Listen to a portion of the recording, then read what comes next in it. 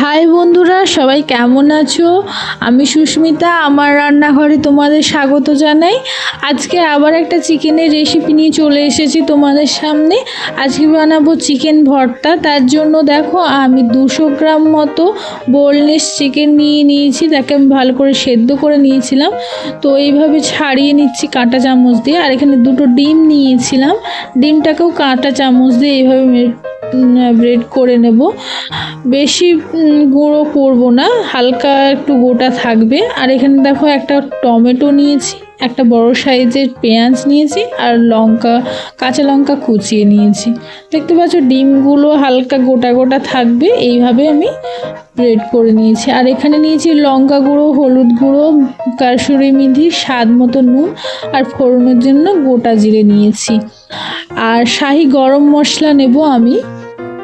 আর এখানে দেখো আমি ঘি নিয়েছি আর বাটার নিয়েছি।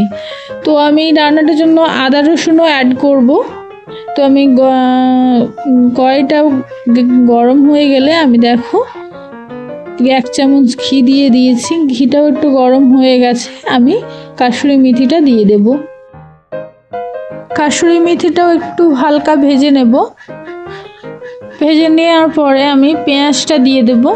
পেঁয়াজটাও একটু হালকা ভেজে নেব।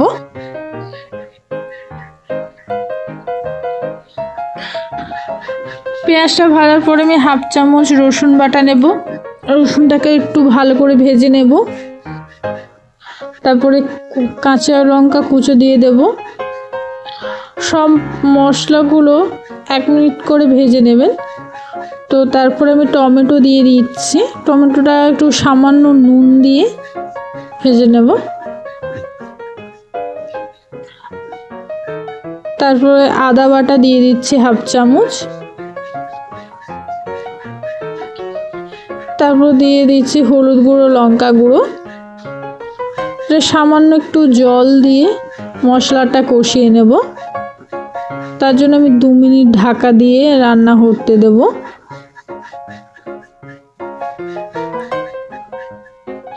এই রান্নাটা মাঝারি আঁচেই রাখবেন, কেননা লেগে যেতে পারে। দেখো আমার মশলা থেকে তেল ছেড়ে দিয়েছে, তাই আমি চিকেনটা এবার দিয়ে দিচ্ছি। তো চিকেনটার মশলাটার সঙ্গে কষিয়ে নেব।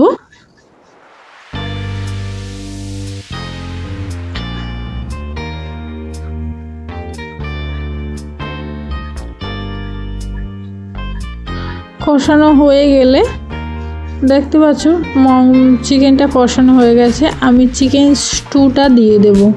অল্প অল্প করে দিয়ে একটু নেড়ে চেড়ে নেব।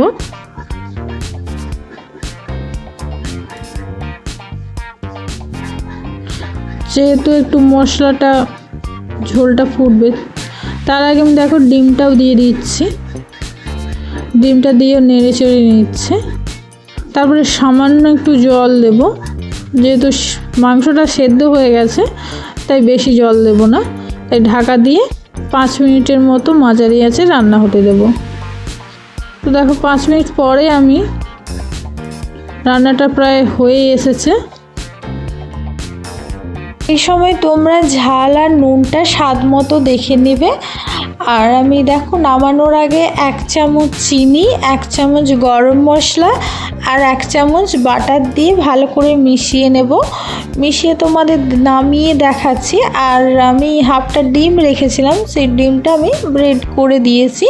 তো এইভাবে তোমরা বানিয়ে দেখো, লুচি, পরোটা, রুটির সঙ্গে দুর্দান্ত লাগবে। আর ভালো লাগলে লাইক, কমেন্ট, শেয়ার এবং সাবস্ক্রাইব করে দেবেন। নমস্কার বন্ধুরা, ভালো থাকবেন।